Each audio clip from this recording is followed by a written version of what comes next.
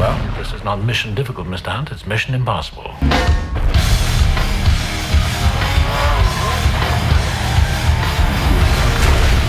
Difficult should be a walk in the park for you.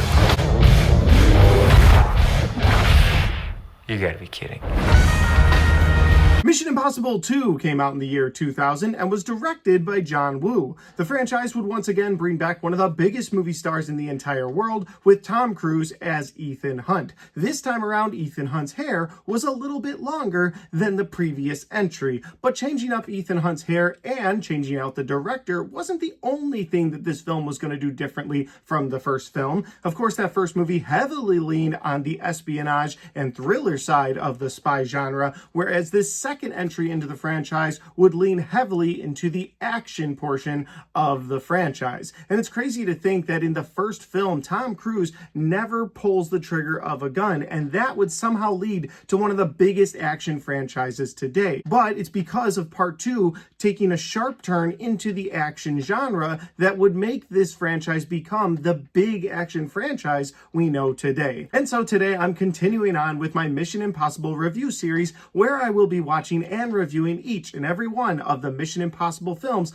leading up to the 8th and final installment into the Mission Impossible franchise with Mission Impossible: The Final Reckoning. Once that film comes out, I'll watch and review that movie as well, and then I'll put a full ranked list for all of the Mission Impossible films on my channel, where I rank them from worst to best in my own personal opinion. All right, we got all of that out of the way. Let's get into my review for Mission Impossible number 2. Here we go. That is one big pile of shit. No, I shot him. Bullets in the fall killed him.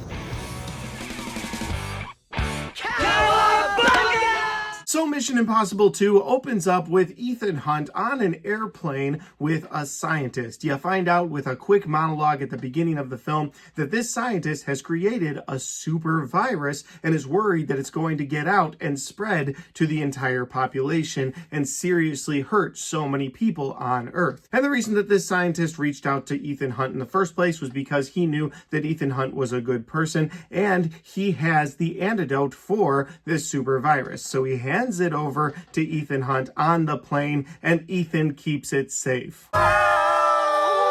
Well, that's not exactly how it goes down, because after Ethan Hunt secures the virus, he then kills the doctor, and you're like, whoa, what is Ethan Hunt doing? Why would he become a villain? And that is when Ethan Hunt reaches over, rips off his mask to reveal that it's not Ethan Hunt at all. It's actually Sean Ambrose, played by Doug Gray Scott. And Sean Ambrose used to work for the IMF, has now defected, and is just looking to sell not only this super virus, but the antidote as well to the highest bidder. So then Sean Ambrose and his people leap off of the plane. You see the plane crash into a mountainside and they get away, which is then when we are moved to actual Ethan Hunt, because you see Tom Cruise doing one of his crazy stunts that he loves to do in this franchise, where he's rock climbing, and in that scene where Ethan Hunt is rock climbing, jumping from rock to rock on a mountainside, he's actually there, he's actually doing it. He did have a very thin wire that was keeping him safe. You can't see it in the film, of course they were able to remove it, but it's actually him that's rock climbing. And whether or not you love that scene or you don't like that scene, I'm somewhere in the middle on this stunt in the franchise. Like, it's definitely not my favorite, but I am impressed. It's something that I can't personally do. I can't go scale a mountaintop, so I thought that was pretty cool that he was actually doing it. Of course, at that point, while he's on vacation, he gets interrupted by the new leader of the IMF, played by Anthony Hopkins, who weirdly never shows up in the franchise again, but I guess we'll let that go because you got Anthony Hopkins in at least one of your films. But he gets told, hey, Sean Ambrose has this super virus. We need you to get close to him, find a way to get the antidote and stop him from putting the super virus into the world. That is, of course, if he is willing to accept this mission, and he's Ethan Hunt, so of course he's going to accept the mission. He then puts together another IMF team, bringing back Luther from the first film, played by Ving Rhames, one of my favorite characters in the franchise, and they go out to try and stop Sean Ambrose from spreading this super virus. And that is the best synopsis that I can give you for Mission Impossible 2. If that sounds like a fun movie and you've never watched it, well, I would highly recommend that you check this movie out. Of course, I would recommend you try to watch it on physical media, but if you don't have access to that, it is currently streaming on Paramount Plus, and you can check it out there. Now, I am going to get into my positives and my negatives for Mission Impossible 2 here in a second, but before I do that, if this is the first time you found my channel, well, I would love for you guys to hit that subscribe button. Check out all the different content on my channel, whether you like movie reviews or Blu-ray talk or ranked list videos or series reviews just like this.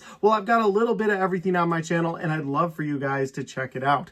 All right, let's get into my positives and my negatives for Mission Impossible 2. My first positive for this movie is going to be that opening scene that I detailed out a little bit ago, where you have Ethan Hunt on that airplane, and then they pull a switch on you, and it's actually Sean Ambrose as he rips that mask off. And I thought that was such a clever way to open the second film, because you're coming off of the first film where you've only seen that mask thing happen a couple of times, especially at the beginning where the first mask reveal was actually Tom Cruise's face. You get Ethan Hunt front and center. And so this time around, you're pulling a switch on the audience where you've got Ethan Hunt doing his thing. He's assuring this doctor that he's in safe hands. He then murders him, takes the antidote for himself, which throws the audience off completely until he rips that mask off. And again, it just sets the tone immediately. That scene also does something wildly different from the first movie, where it doesn't then make you wonder who the bad guy is, because in that first film, that was something you were waiting for. Eventually, you figured out, along with Tom Cruise, that it was John Voight's character that had done this the entire time. But in the very first scene, Sean Ambrose rips that mask off, and it's revealed who the big bad of this film is going to be, and that's going to be someone who is just as trained, just as skilled as Ethan Hunt. And so it sort of matches the two of them versus each other right off the bat. My next positive of this movie is actually going to be the multiple mask changes throughout this film. I absolutely love when they pull that mask off in this franchise. It's probably going to be a positive in every single one of my reviews going forward, because I love that moment where you, the audience, were deceived along with the characters on the screen. Or sometimes you're in on it, sometimes later on in the franchise you get to see them make the mask and you know, hey, they swapped this guy out, it's no longer Ethan Hunt, or maybe the bad guys are doing it. And I absolutely love in this film that the bad guy has access to that same technology, because several times in this movie, not just in the opening scene, he's wearing Ethan Hunt's face, and other times in this movie, Ethan Hunt is wearing his face. And so it's this cat and mouse game between the two of them, and they keep swapping out these masks. And again, I just really love the mask reveals, and there's so many of them throughout this film that I had to make it a positive. That'll lead me to my final positive in this movie, and that is that Doug Gray Scott's character of Sean Ambrose is a perfect villain to kick off the action side of this franchise versus Ethan Hunt. Because as I said earlier, the two of them are trained to the same level. They're both agents for the IMF. Well, Sean Ambrose used to be, of course, he defected, but the two of them are agents. They have the same technology. They're basically the same skill set. They're flying around on motorcycles throughout the film. They have a fight scene at the end of the movie. And while not a lot more of this movie really works for me personally, I did love that matchup between both Ethan Hunt and Sean Ambrose. I felt like they were both coming from the same place. They both had their own super teams. Of course, Ethan Hunt's is just that much better to be able to beat Sean Ambrose by the end of this film. But unfortunately, that'll pretty much do it for my positives in this movie. As much as I want to enjoy this movie, as much as the other entries into the franchise on either side, like I love part 1, I love part 3, and I think this franchise just gets better and better with each film. I do think that this is the lowest point of the franchise, so my positives will end there. We got to move on to my negatives. My first negative for this movie is going to be that the overall plot in this movie was pretty weak, and I know they were heavily relying on the action in this film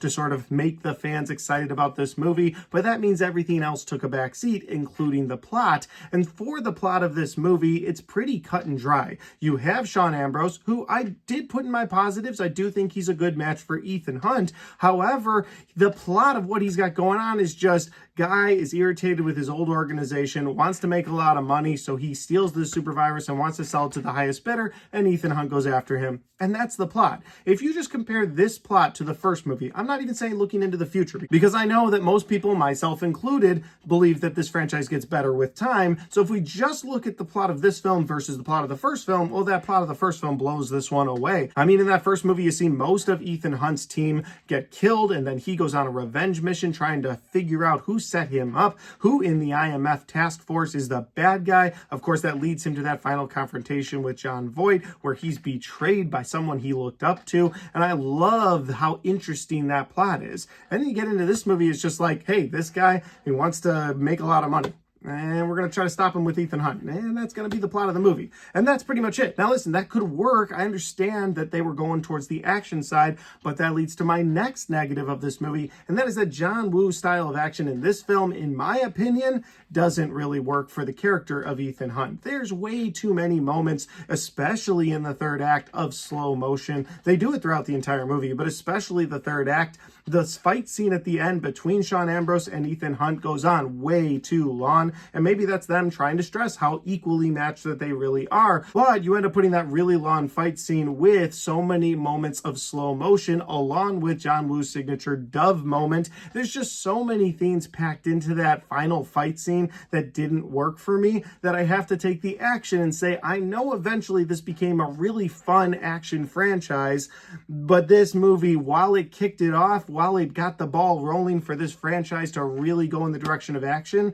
this film isn't it for me. I didn't enjoy the plot. I also didn't enjoy the action for the most part. There's a few fun moments in this movie, but for the most part, the action scenes in this film, they really don't work for me. I was really disappointed this time around watching the film. I didn't remember how much slow motion was packed into this movie, how much of John Woo's signature style was in this movie, and it's just not a style that works for me. So again, the plot didn't work, the action didn't work, and that's disappointing. And my final negative for this movie is going to be the weird love triangle between Ethan Hunt, Sean Ambrose, and a girl named Naya. Now, Naya is a girl that used to date Sean Ambrose. Of course, she's not in a relationship with him anymore. He's evil now, and she's with Ethan Hunt, kind of, sort of. They get together at the beginning of the movie, and then he's like, listen, here's the thing. I'm going to need your help. I need you to try and seduce him, get close to him so that I can get closer to him so we can stop him from selling this super virus. And so she goes along with the plan. And after a few things happen in the movie, well, Sean figures the whole thing out and then decides to hold her hostage. And just when he's going to kill her, she injects herself with the super virus, the last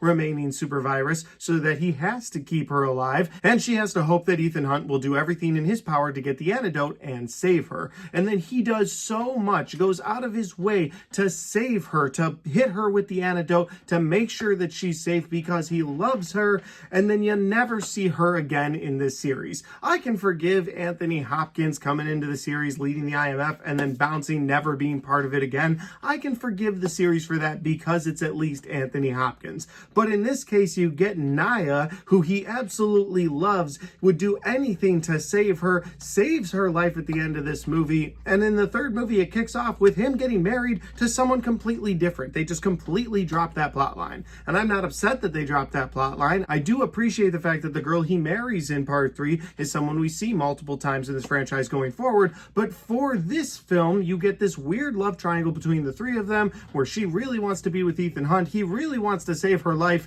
only to never have her come into this franchise again, which is just annoying. So overall, would I recommend this movie to people that is 25 years old? I would say that if you're in the mood for a Mission Impossible movie, there's way better entries in the franchise, whether you watch the first or you watch any of the movies after this one. It's not a movie that impacts the rest of the series. Again, I respect this film for sort of turning this franchise into the action genre, but that's about as far as it goes. The action itself was a little bit too sloppy for me. Again, the plot was a little bit too cut and dry. I didn't enjoy that weird love triangle. So this isn't a movie I would necessarily recommend to anyone. I guess if you've never seen the franchise before and you just want as much Ethan Hunt as possible, you can check this movie out. Otherwise, I'd say if you're doing a rewatch of this series, you can skip it, move on to part 3. But guys, guys, those are just my opinions because that's my review for Mission Impossible #2. Have you guys had a chance to see this movie? I'm betting a lot of you have, and so if you've seen this movie, I'd love to know your thoughts and your comments in that comment section down below. Let me know if you love this movie. Let me know if you hate this movie. Maybe it's your least favorite in the franchise like me, or maybe you love it to the point where it's your favorite movie in the franchise. Hey, there's probably somebody out there like that. And finally, guys, if you like this video, don't forget to hit the like button because it helps the video, it helps the channel, and it helps me right here. Thanks for watching, and I'll see you next time.